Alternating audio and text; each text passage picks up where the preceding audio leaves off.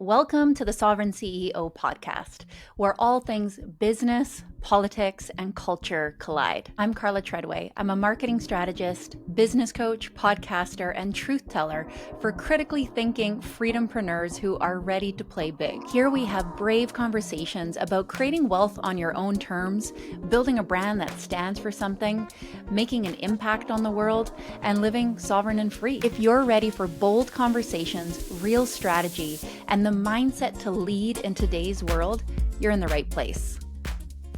Hey guys, quick interruption here. I love to talk about politics and culture, but I love to talk about solutions even more. Knowing how to increase wealth is one of those solutions. If you're an established entrepreneur or online coach who's looking to grow their business this year, check out the show notes to see if you qualify for our Scale program. We're helping serious entrepreneurs scale their business using my IG client acquisition system, the very same system that has helped us generate over 70,000 organic leads for our coaching business. If you're done making content that doesn't convert, if you're done having inconsistent cash months, but you have a great offer, you love helping people, and you know you just could blow this thing up if you just got it in front of more eyeballs. And if you're ready for a simpler strategy that doesn't burn you out, check out the show notes now to apply for our Sovereign CEO Scale program. While you're down there, check out the link for my free community. It's called The Vault. The Vault is a curated community of serious business builders. It's where I share my unique systems for growth and where you can actually learn from me live each and every month. So again, if that's you, if you're an established entrepreneur or online coach looking to grow their business this year, head on to the show notes now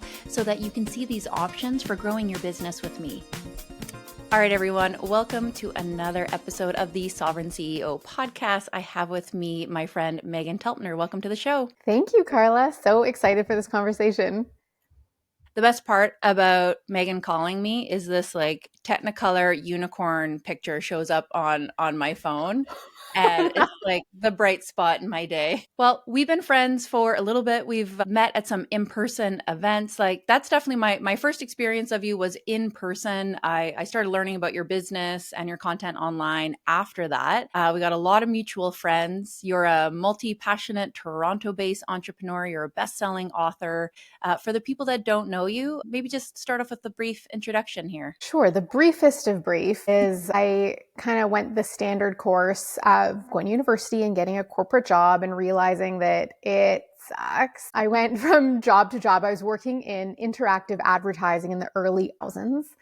Like 2004, 2005, and love job interviews. So I would just go for job interviews, get better jobs, thinking a better title and more money and a better desk by a window was going to fix it. And it didn't. Ultimately, I ended up imploding. So I resulted in an autoimmune diagnosis, not from the jobs, from vaccine injuries I got to travel in Africa prior to working. So all of that took me on a completely different path than I had planned or imagined. I ended up going back to study nutrition, opened up an in-person cooking school in downtown Toronto, and slowly realized that it was super fun and massively time-consuming and taxing, and there was a limitation on what I could scale in that way. So around 2010, I started experimenting with online coaching programs around nutrition, like a green smoothie cleanse when that was novel, before everyone was terrified of oxalates.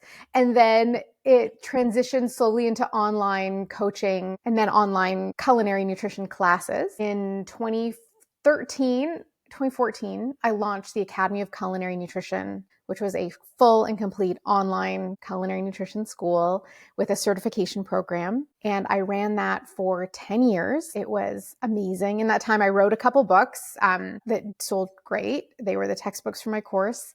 In the 10 years I ran the school, we graduated around 3,500 students from more than 80 countries. So it was ridiculously successful beyond what I could have imagined. I love doing it. I loved building the company, building the team. We attracted such incredible people to the community. And then ultimately in 2023, the COVID years were phenomenal for my business because everyone was stuck at home having to cook. Mm-hmm. And so I remember when everything was shutting down and I had this call with my mastermind group and I was like, I don't know how to proceed. Like we were set to launch registration. It was April 3rd, 2020 of that year. And I was like, we're toast. I just scaled up my team. And the advice I got from my collective mastermind group was be the joy in the inbox. I'm like, that I can do. That I know how to do.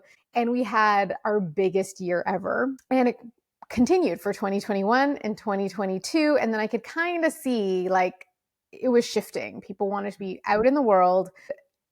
Because of, the COVID stuff, everyone had online offerings and they were being cheapened and they were done terribly and people weren't completing them and they weren't getting results from them. And so there was a more of a resistance to actually both invest in online courses and learning. And also there was a lack of integrity in actually completing the work.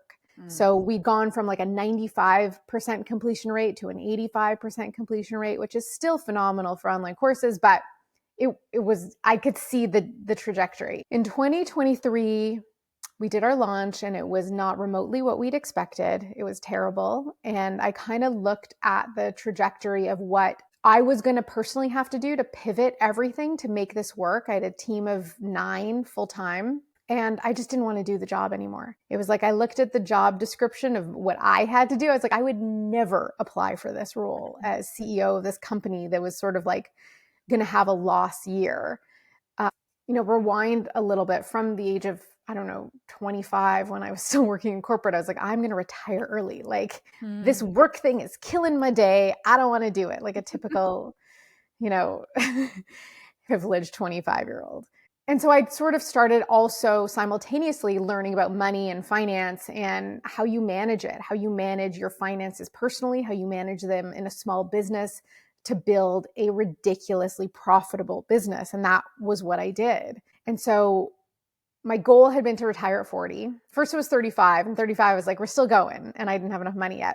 At 40, I was like, okay, we can do this, but I was having too much fun. So in 2023, financially, I didn't need to work anymore for the rest of my life, which was amazing and unbelievable. And I also didn't want to do the job. So at that point, it wasn't for money and it was no longer for a love of what I was doing. And so I pulled the plug and scaled down my business dramatically. So it's now been almost 2 years since then. And here we are having this conversation. So that's a little bit of my background. Wow. Okay. So it was the vaccine injury that really helped, like that main pivot from corporate into the health world. That was the Yes. first kind of big hard right turn.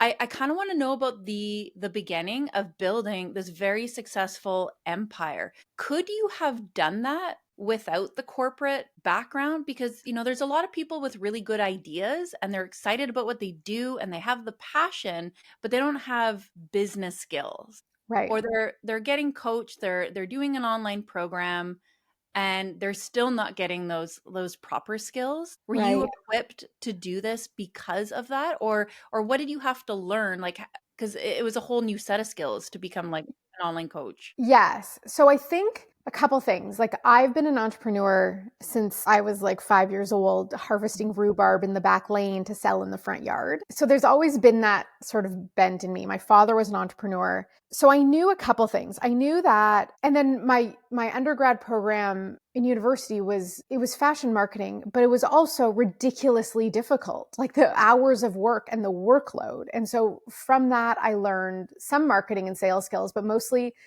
how critical it is to be disciplined in doing the work, in like getting it done. I would never pull all-nighters. I never did any of that, but it was intense. It was 30 hours of classwork a week and then these massive projects. So from that, I learned the critical need of being disciplined and being resourceful to figure things out.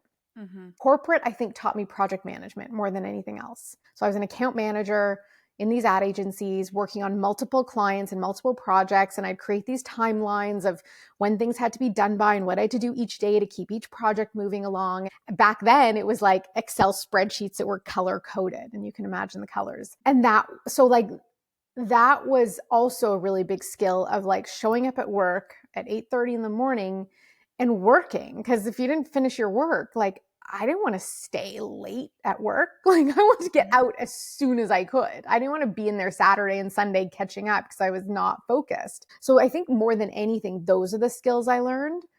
And I also learned how critical it is to have both good team members and also a great employer. And I didn't have a great employer. I had horrendous employers. They were terrible. They treated us terribly. They created politics amongst the team. Like, it was terrible. And so that's what I learned. I learned a lot of how to work, and I learned how I did not want to run a company. Those are some key things. So you mentioned consistency of the needle moving actions, the commitment to the work over the long haul, the appropriate team members, and then organization. I shared a screenshot in my stories yesterday that my systems and automations manager had made me to help me manage my ADHD, because that is not a skill that I have naturally. Like, when I look at a calendar or an organizational system, it looks like your shirt. For people that are just like listening to the podcast,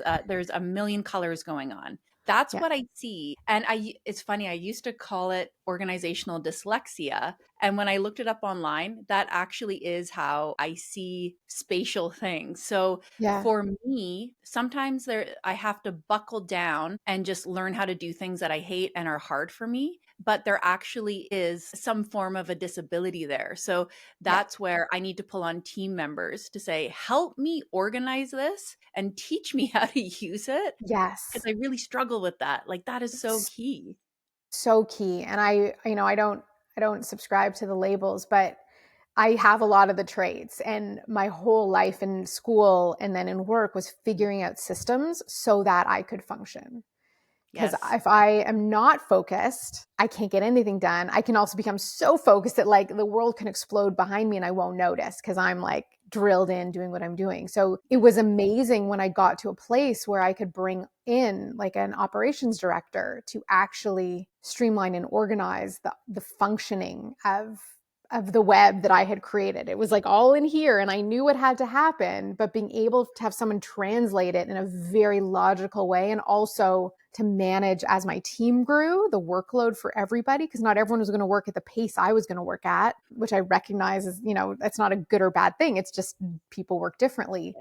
But having someone where that is her specialty and that is her gift freed me up to blossom in completely different ways. And we're going to talk a little bit about what that takes, getting those pieces in place. But absolutely, figuring out those systems are so key. Well, let's talk about your first hire. As a business owner, what or who is your most important first hire? So I would do it differently now. I can tell you who I hired. She was a lovely, lovely young woman named Maeve, and she responded to a tweet. She had been part of her family's family business for a long time.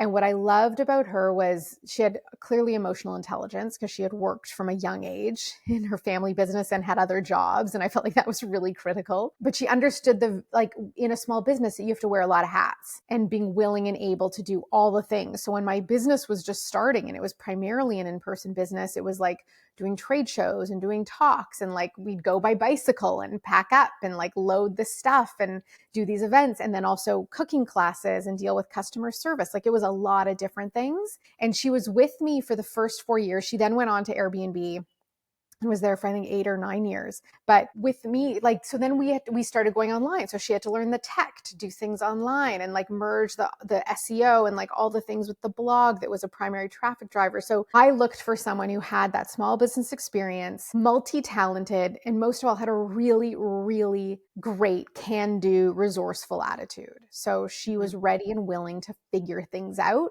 It wasn't constantly coming to me to ask. I didn't want to know how everything was getting done. I just needed to know it was getting done and we were moving things forward. And we worked in, I have this 600 square foot space, and her and I worked in like this little partitioned corner that was formerly my bedroom, while the cooking school was on the other side of the curtain. So she was my first hire. But there is simpler ways to go about figuring out who you need first. And I can tell you those ways. Yeah, please do. Because I drew pictures for you. So what everyone is going to do, and if I'm going to describe it, but if you're watching, I made you pictures. You're going to divide your paper into four squares, okay? And in each square, you're going to label them. I'm going to go through each label and then I'll show you the whole thing. So in the top right square, I've got 2 hearts here to show you. What you're going to write down is what I love to do and only I can do it, okay? That's the first square. Then beside it, you have the things I love to do them, but someone else can do it. Okay? You're going to list those out. Then over here, you have, I do not love to do it, but only I can do it. That's like a wah, wah. And then in the bottom, you've got, I do not love to do it, and someone else can do it.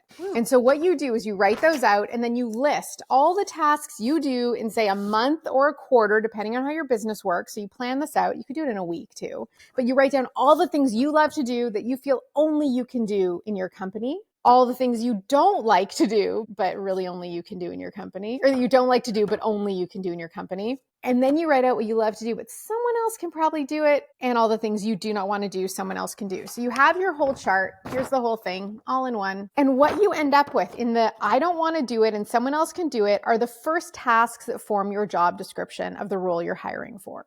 The second one is the things that you love to do it and someone else could probably do it. Because if someone else can do it, there's a good chance you're wasting your time. So there's things as a business owner I kind of love to do that I need to pass off. And eventually I did. And sometimes I take it back and I have lots of fun doing it. So what you put in the two squares about what someone else can do and what you don't like to do, that's your job description. That's the outline of the first role you're hiring for. And this is what and part of this is actually sorting out the roles and responsibilities that you are going to be delegating. And before you can do that, you have to have your organizational processes in place. So you can't delegate and everything becomes a bottleneck at you. And this is where we talk about accountability versus responsibility. So everyone's like, I want a team member who can be accountable for what I assign them. No, you don't. Because being accountable means they're being accountable to you. As an employer, whether it's for contractors or building out a company or a business, what you want is people to actually feel a sense of responsibility for what you've delegated to them, what you've assigned to them, and also what they've figured out they need to do for their job. And this is a big distinguishing factor of, because I didn't ever want, whenever someone wants like coaching and they're like, I need someone to be accountable to, you have to figure out how to be accountable to yourself because you're the one who's going to get the benefit or the failure from your action. 100%. When I'm on a discovery call with someone and they're looking for an accountability coach, I say, that's not me. You are accountable to you. Yeah. And so part of that too is when you're actually hiring, having really specific questions. And one of them relating to this, and I'll share a few more shortly, but one of them is asking them what makes you a great person to work with, and what would your former employees say was the biggest challenge working with you? And sometimes, usually in an interview, they're trying to answer what you think you want, what they think you want to hear. But when you ask questions like that, they don't actually know what the right answer is. Yes. So like if someone's like, oh, I will always jump in and help out. It's like, well, do you want someone who's always ready to jump in and help out? Or do you want someone who's going to sort of explain how something's done and let someone else take the reins and run with it? So that can be really, really helpful, but really outlining. That's why when you start with your list of the roles and responsibilities, you're clarifying what they need to be responsible for. Some of my favorite things to do, like with a task, are this is what done looks like. Done looks like this, and it's your job to figure out how to get there. If that involves a new skill, if that involves some extra time, like it's your job to get things done. Right. And a great question too when you're interviewing someone is just like really pressing on those things that they're saying about themselves as almost like you're five. You don't understand. So let's say you're hiring a salesperson and they say, I'm going to really boldly like jump into these conversations. And you're like, okay, well, what does that mean? What do you mean boldly jumping into these conversations? And have them give you like specific examples. And then like, I'm really good at handling objections. Okay, how do you handle objections? Exactly what do you do? Exactly what do you say? Because a lot of people are fluffing themselves up on a resume, as you do. The resumes are my resume was such a work of creative writing. I had 9 jobs in 3 years. A pop-up. Like you open it up, it's like sparkles and things. Well, that's basically what I ask people do when they apply for jobs. Yes. Which is another part. Before we move on, I just wanted to share, because you kind of said it, but it's what defines success.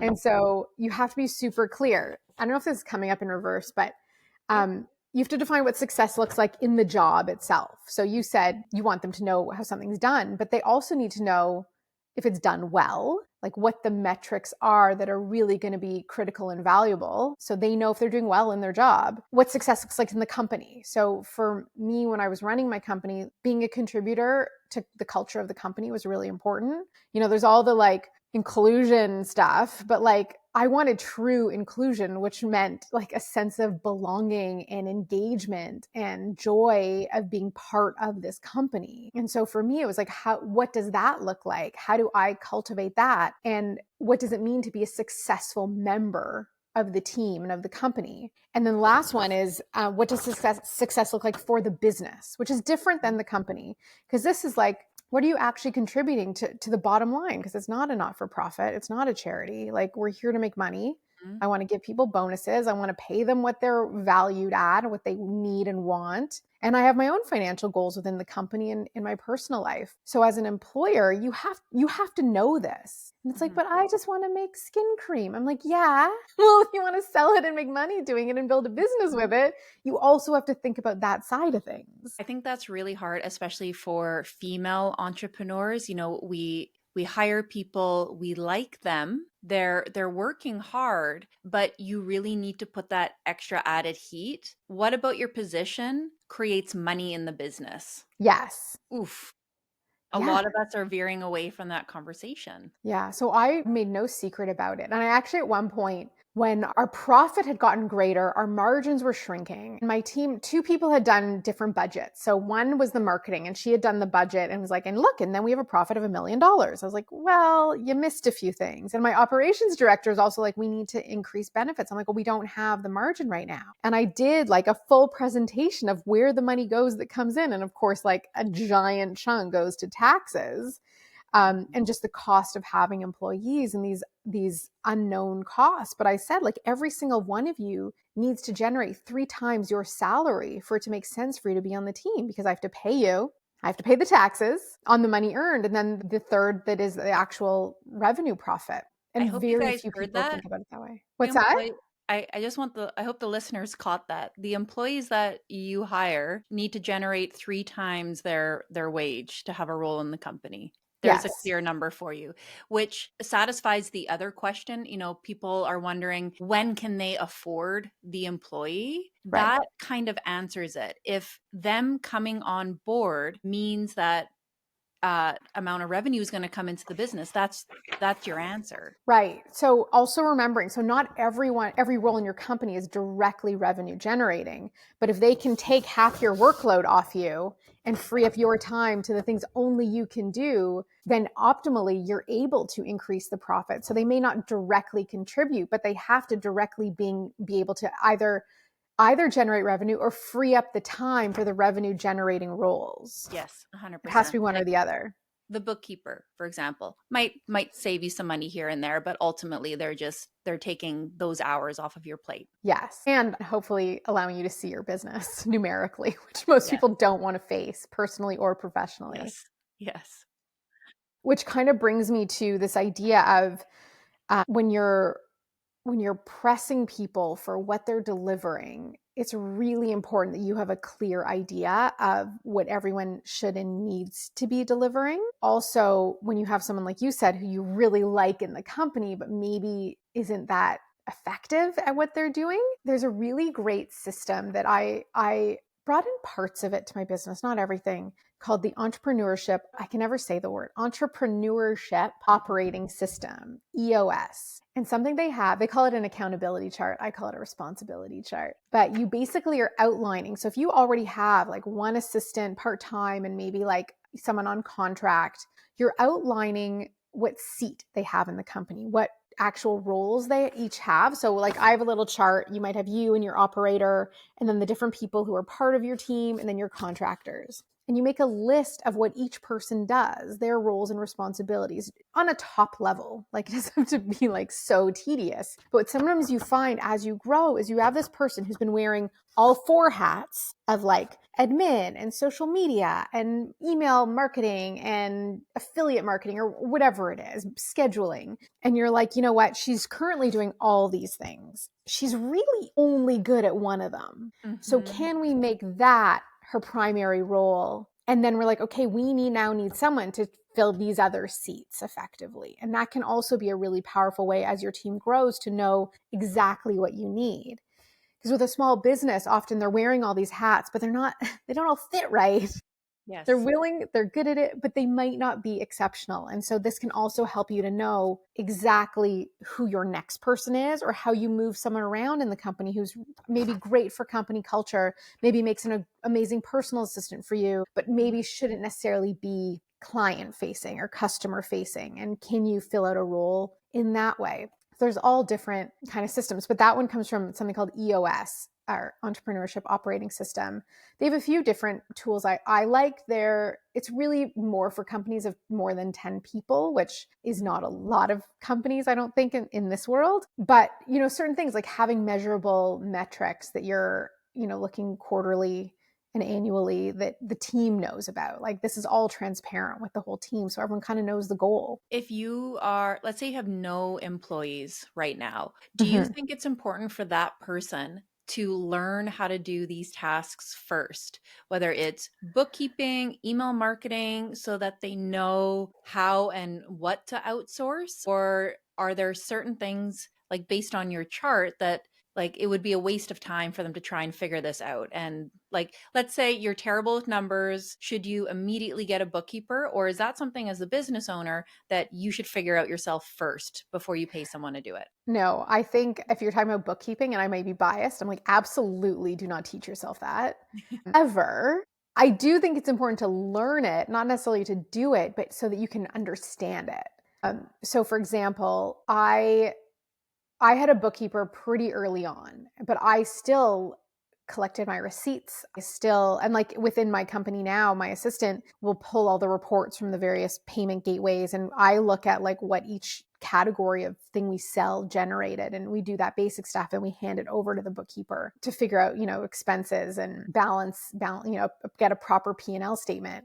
I think the mistake people make is like, oh, I'm not good with numbers. And then they never look at their P&L, like the profit and loss statement. So you actually have no concept of what's actually making money in your company, where you're hemorrhaging money in your business or company. And this counts even as a person of one. So as a solo entrepreneur, it's even more critical that you know what's generating money. So maybe you're not an email marketing expert, but you should definitely know where traffic's coming from and have figured out how to track whether all that time you're putting in for the instant gratification of social media is returning anything in terms of a sale or even a subscription or a Mm. opt-in on your list. So in that way, everyone's going to have their strengths and weaknesses. I think it's important to understand the different roles, to pay attention to it Mhm. all, not necessarily to do it, but you have to know it. And then you figure out what makes the most sense to hire. But ultimately, as you grow, if you plan to, there's beautiful things about keeping things small. Now that I've scaled down, I'm like, what was that for? I love having a business of me and my assistant who works 30 hours a week. Yeah. It's perfect.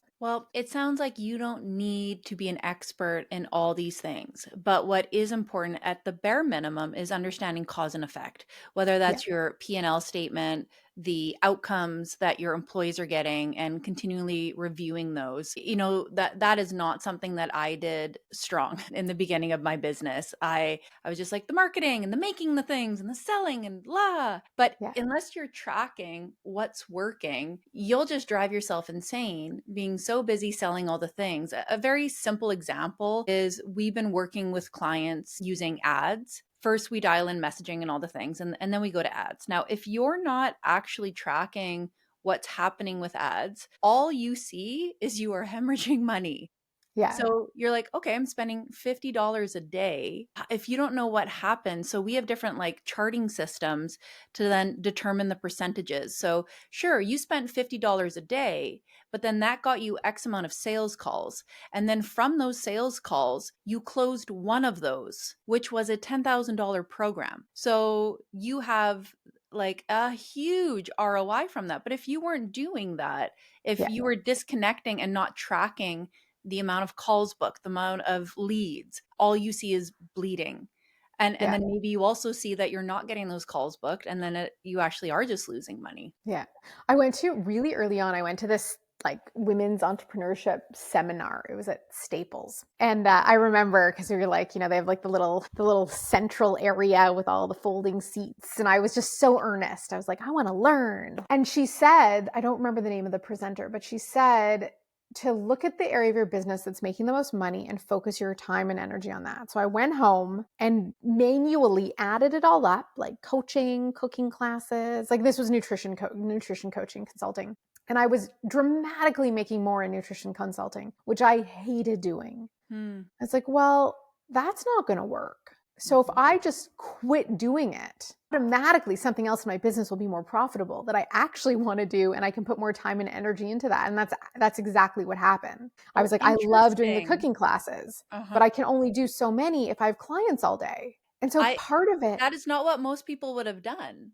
No. They would have saw this other thing that I actually really love doesn't make money. That sucks. But you saw a hole there. That's really interesting. You saw this could be better if I got this thing out of the way, which is actually the most profitable thing, which is also a risk because you could have been wrong, right? Yeah. Yeah. But when you follow your heart or, the voice of God, however you hear it, you're never wrong. So I ended up, I was like, how do I make this part that I love so much more profitable? And I did little things that I still think was kind of genius, where like you can only sell, like I was selling cooking classes. You can only sell a class for so much. So if a class was $65, I started selling it for $90. And I gave everyone like a little gift. And then also I started stocking inventory in my kitchen. I had little wire rolling racks, and it was before the days of Amazon because that's how old it was. So there were certain things you couldn't get easily, like different, cacao powder and goji berries, and certain books I would buy off Amazon and sell for the sticker price, and appliances I could get from suppliers at wholesale. So it was like my classes started being like borderline like ShamWow infomercials. Being like, and look at my spiralizer, let's make zucchini noodles. But so I would give people like a $10 credit to the shop, and so they'd pay $65 for the class, they'd get a $10 credit, or they'd pay $90, they'd get a $10 credit, they get a little gift, and every single person shopped after and would spend, $100 to $200 on things that I'd used in my class. So instantly I doubled the revenue from the thing. And so it was like these little things I started playing around with and experimenting with because I knew that's what I ultimately wanted to do. So I had to figure out how to make it profitable. And that's ultimately how it ended up going online. It's like I can only fit 24 people into my physical space. The first online course I did, and I kind of modeled it after Marie Forleo when she was first launching B School, like back in 2011, where I couldn't actually afford her course, but I just watched how she launched it. And I kind of followed that model and had 100 people sign up for a course at $279. This was in a 30-day period. And I like instantly tripled my revenue from the year before. I was like, okay, now we're on to something. Like now we're cooking. And it was just the fact of constantly questioning what was working, what wasn't working, what was possible, and keeping an eye to the finances of it. So that because that was important to me. And I like that you said constantly looking, because you'll figure out a way and it works, which you noticed in your business. Oh, well, we found our thing. This is making money. This is great. And then all of a sudden you do a launch and it doesn't work because things change, which is a whole other can of worms. Like I always say, like, your emotions are important. You should have them, but you can't let them run the show. We have to just look at all that stuff as data, because that is the game. Everything is uncertain. It is changing all the time. And those mid-range courses, that is something that has changed dramatically. And of course, these are just generalizations. There's always like the unicorn person that like can do different things, but like in general now, there's a lot of really low ticket things, and then there's a lot of really high ticket things doing really well. Which camp are you falling in right now? It's interesting. I'm in a course creators group with very, very high level course creators. I don't know how I fell into this group. Well, I do. I was cited in one of their books, and I kind of reached out to him and I was like, thank you for the mention. I appreciate that. And he was like, come join this group. And it's like the kind of people who have online courses and also their own series on Netflix. Like, I'm just in here with you guys. But they all started out as course creators, and they are all pivoting for their revenue. whether it's selling sponsored newsletter pieces or like quarterly sponsorships for YouTube content. Like everyone is pivoting away from the online course. Since quote unquote retiring, I've played around with a couple different things just to see, because I don't have, like, we're breaking even, which was my only goal. Like at this point, 2 years after scaling down, I just wanted to break even. I still take my full salary. My assistant has her full salary. So financially, everything's fine. It's a really fun time to test the waters. And one of the questions I keep asking myself, asking my assistant Jen, like putting out there is like, what is the best way to do this in 2025? Because it's not the way it was in 2008 when I started, in 2014 when I first went online, on 2019 when I launched my first podcast. It's like, what does it look like today? What does efficiency look like? How do we streamline this? How do we reorganize our project management for every single item? So I have launched, since retiring, 2 courses. One was at $88 and one was at around $500. Neither sold very well, to my expectation. I also recognize that a lot of people are on my mailing list because they opted in for like a gluten-free flour guide. And I'm like, here, let's master your money. So it's a little bit of a leap. Yeah. But they sold like between 100 and 200 spots, which is fine, but it's not great. Like when I was selling 300 to 400 at a $3,000 to $5,000 level versus, 1 to 200 at an $88 level. So the other thing I've tried doing, which has been really interesting, was I took all of my courses from the Academy of Culinary Nutrition. The school effectively no longer exists, but the courses are still there. And last year I tried an annual, like a subscription. So either a monthly or an annual, and I had about a 70% drop off because I wasn't creating more content for it. It wasn't a true membership. I just wanted an affordable way for people to get it and be in it as long as they wanted. And then this year we launched it as just one price for an annual enrollment. None of it's selling great, which is fine. To me, it's sort of like the low-hanging fruit. It's now a quarter of what I used to charge when I was coaching it, and there was live components and, it was active. So yeah, it's not really something I'm looking to pursue further. I believe I've created my last course. We'll see. I love creating them. I'm so over trying to sell them. I just don't want to do it. Yeah. The one thing that's working really well in our company, and I'm so happy to take this trajectory because my capacity has forever changed as someone that is very high energy and very creative. After the last 5 years, I can't at the same levels that I used to. So I looked at everything that was going on in the market and everything that was going on in my world. And I thought, what is the most tangible way to grow a business right now? So we are only focused really on one offer. It's high ticket, and we're only working with, it's a different clientele. It's the clientele that can pay you. They want less of your attention. They just want like, give me like the key things I need to do to get me results. They don't want accountability.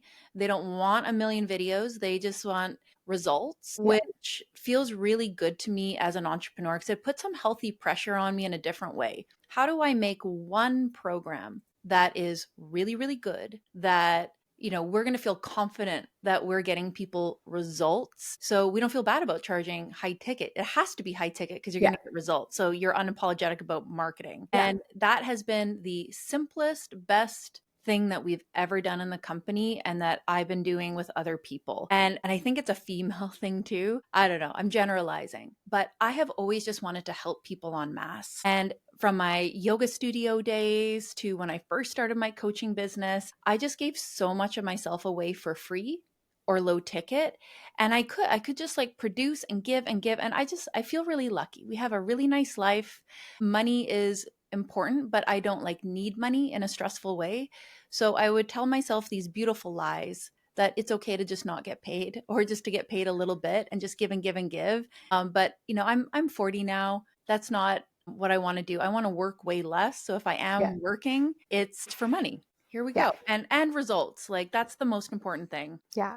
That's my challenge currently. Like my current question is what now defines success? Like what is it that I want to feel in response to the work I create and put out in the world? Because I'm not really that active on social media anymore, which is an easy way to get kind of instant validation or instantly be shat on.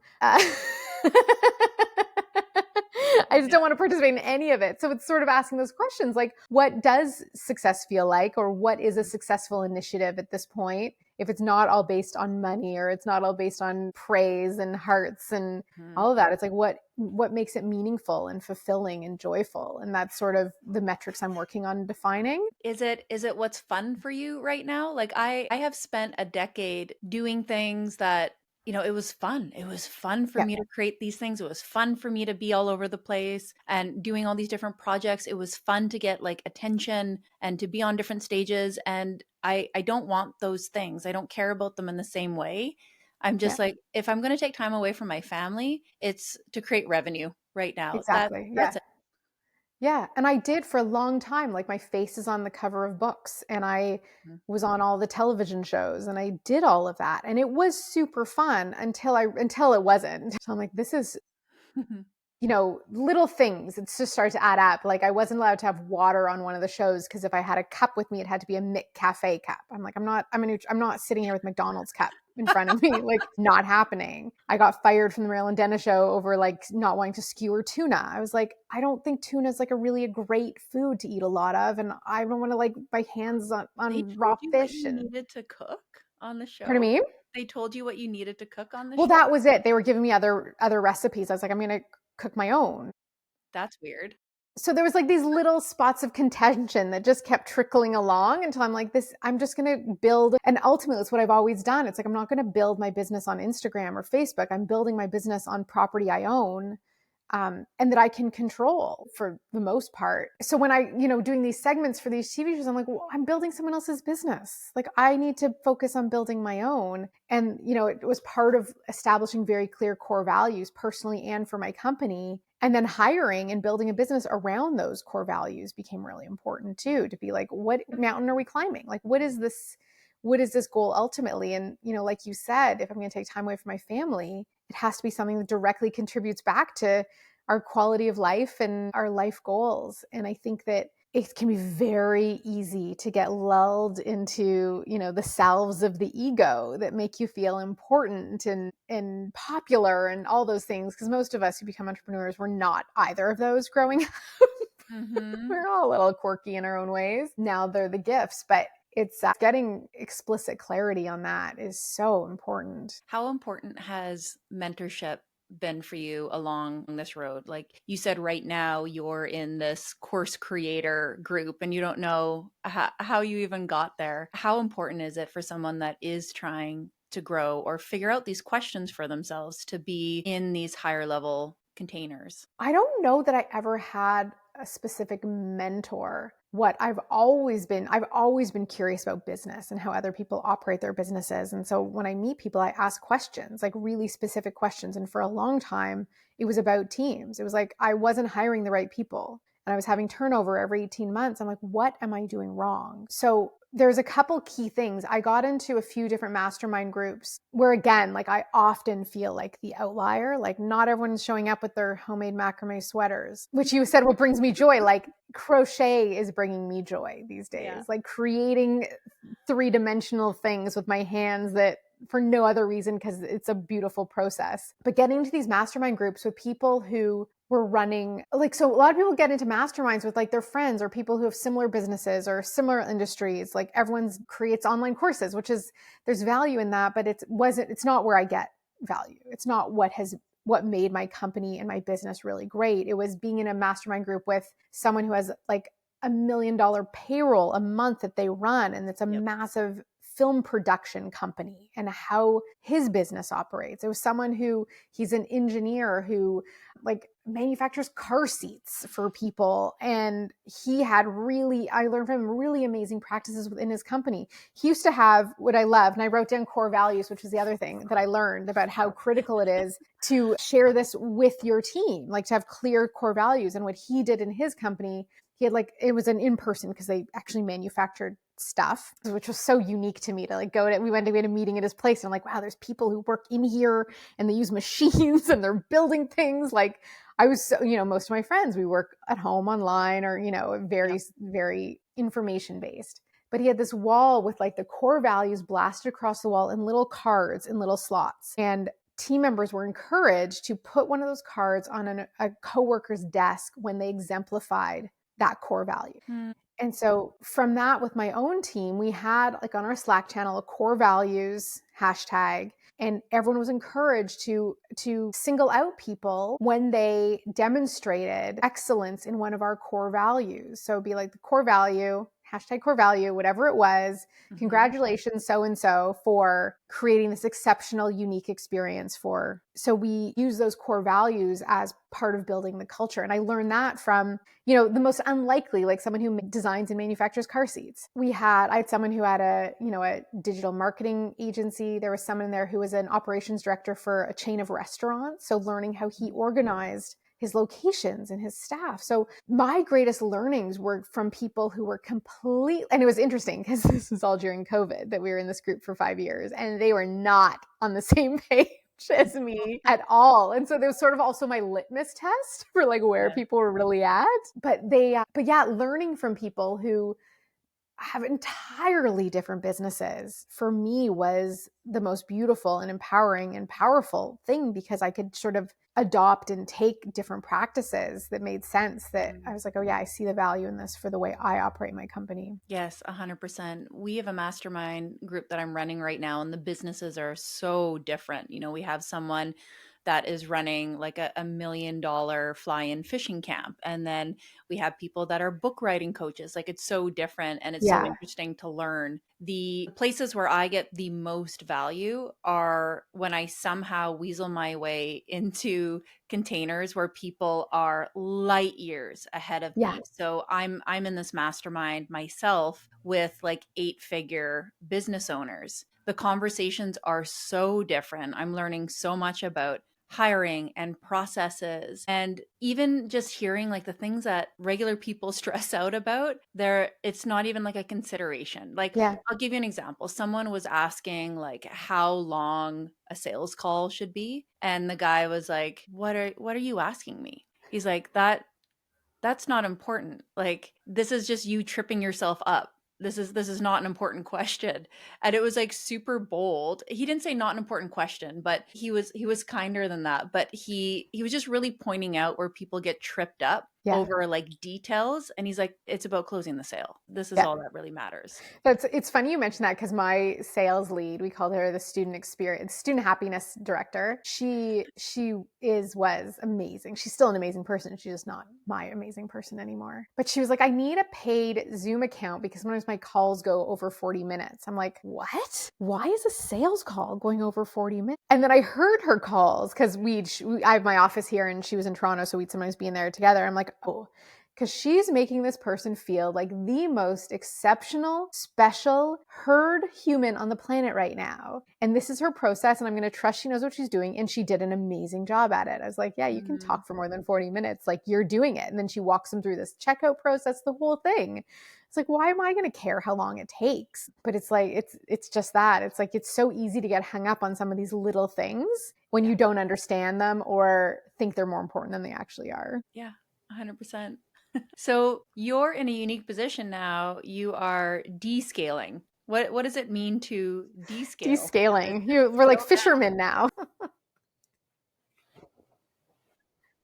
Like, it's been so interesting and confronting, quite honestly.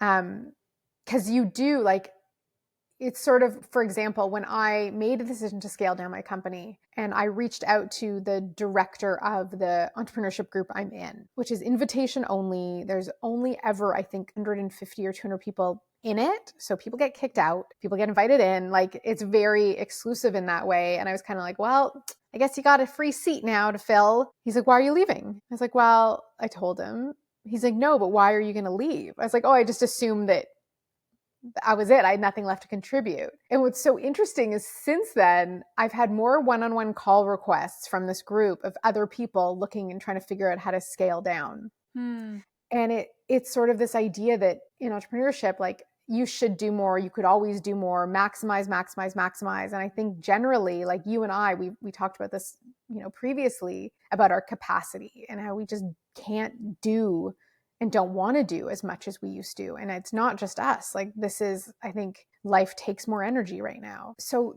the process of scaling down has been interesting because none of the feedback loops I'd grown accustomed to over 17 years existed anymore. And it's also undoing so many of the practices that I spent years, decades perfecting, like of productivity and being disciplined and resourceful and maximizing every effort and thinking things through to the end, and like all these things that occupied how I functioned, that at any moment I'm like, how can I be productive right now? So learning how to be like, no, I'm just sitting here reading a book right now, or I'm taking a course that's not related to business at all. It's a personal health development course. And I'm like, I could just do this on a Thursday afternoon. My husband and I stopped working for, what's that? It must feel weird. It's really weird. Yeah. And my husband and I, we stopped working Fridays a long time ago. Summer of 2020, I think we had this 20-year-old babysitter, and she told us that working 5 days a week was just too much for her. I'm like, okay. So we started just taking Fridays off as a family in that summer, and we never went back. And now it's kind of like Monday mornings are also times that I regroup.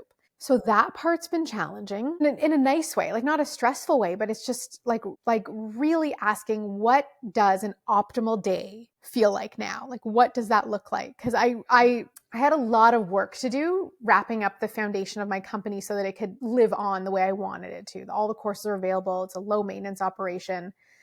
And there was like a week in November where like it was done, and I kind of just shuffled around the house for a week. Mm-hmm. And I was like, okay, well, this isn't working. Like, this was great. Now what? Mm-hmm.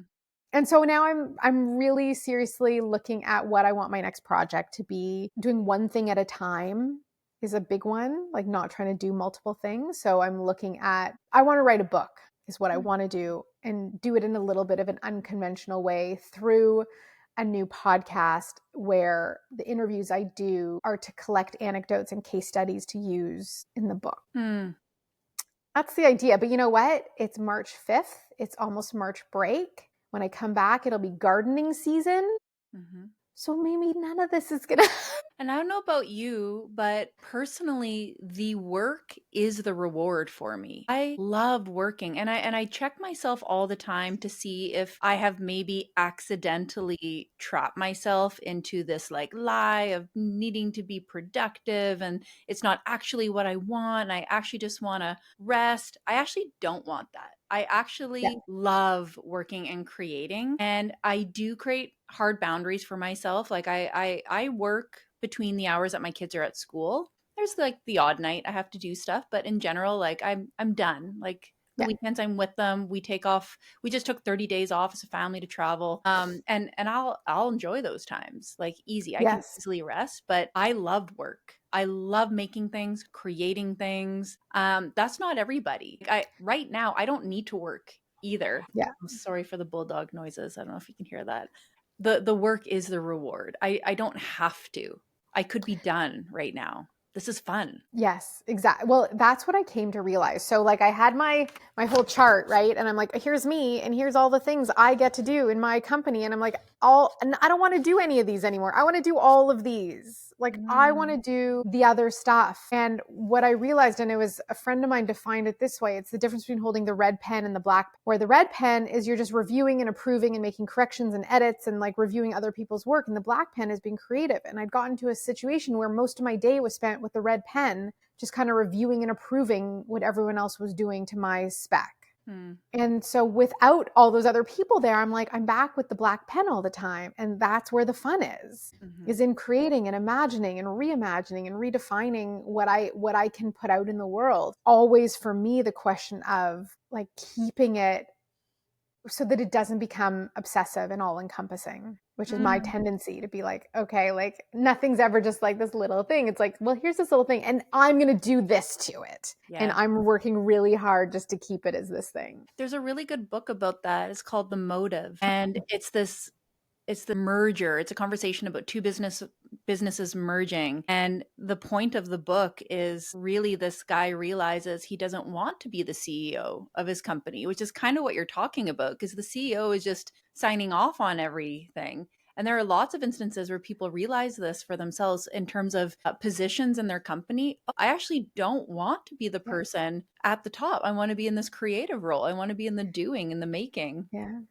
I spent several years looking into hiring CEOs. I interviewed loads of people. I looked at their plans, and I ultimately just I couldn't do it. And I couldn't do it because it was still my likeness in everything. Mm. And I just couldn't have someone else running that and running the budgets, and it still felt like my money. Like I tried. There was one person who was my office roommate back in 2004 in advertising. And I kept being like, come on, just like we could do this. We could do this. It'd be so great together. And she's like, she had her pause. She was the only one I felt I could trust with it. Cause I didn't want outside investment. I wasn't interested in IP acquisition. Like I didn't want to take those routes at all. And then ultimately what it came down to was I also couldn't just hire a CEO because I didn't want to be doing culinary nutrition anymore. Like that had run its cycle for me. It just didn't, the whole world around that material had changed so much since 2008 that I didn't want to be in that world. I wouldn't do very well with the boss. I don't know if you've noticed this about me. I don't like to be told what to do. God, no. That was the other thing. No, I am fully unemployable. I remember my first job in advertising. I was 24. I had my 32,000 a year salary, and my client was Ontario Tourism, and we had to make websites in French and English. And I had to do this data entry about different vacation spots in Ontario. And I went into my boss's office. I was 24. I had been there for maybe a month. And I was like, is there someone junior here who could be doing this? Didn't get any. I was the most junior in the entire ad agency. But I was like, it just couldn't. And every so often I'd hear down the hall, I'd done something or sent a note to a client. And I'd hear my boss go, Telpner, what have you done? Oh, wow. Oh, I love it. So writing a book, getting into the garden, what's the plan for 2025 here for you? I'm 45. I'm working on taking my health to a whole new level. I want to be as strong as I've ever been in my life, physically, emotionally, spiritually. I want to feel well, which I do most of the time. I don't think we can feel well every single day. My husband disagrees. But yeah, I'm looking to cultivate stronger friendships, like re-engage, because I was just worked all the time for so long. Spend more time with my parents who are aging, and kind of just see, it was really interesting. And I'll leave this question with everyone. It's not my question. It's from someone in my own mastermind group. But he said to me after our last session, he said to me, what is it you're avoiding acknowledging for yourself? Mm-hmm. And ultimately, the answer I came to was that I'm actually just not quite ready to start anything yet.